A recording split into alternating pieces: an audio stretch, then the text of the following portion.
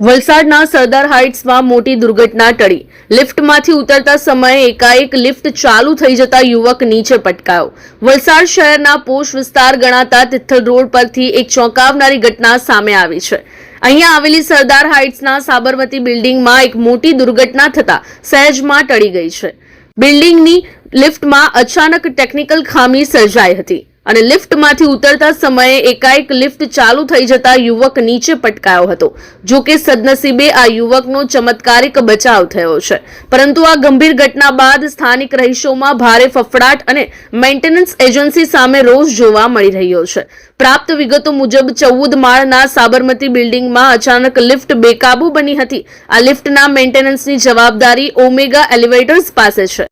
રહીશોનો ગંભીર આક્ષેપ છે કે નિયમિત મેન્ટેનન્સ ચાર્જ વસૂલવા છતાં સુરક્ષામાં ઘોર બેદરકારી રખાય છે.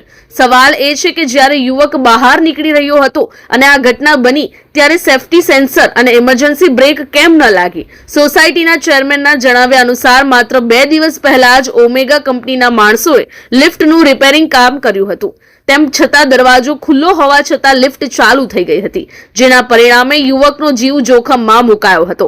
ઘટનાની જાણ થતાં જ ઉચ્ચ અધિકારીઓએ લિફ્ટને સીલ કરી ટેકનિકલ તપાસના આદેશ આપ્યા છે. બીજી તરફ પોલીસ દ્વારા પણ આ મામલે બેદરકારીનો ગુનો નોંધવાની તજવીજ હાથ ધરવામાં આવી છે.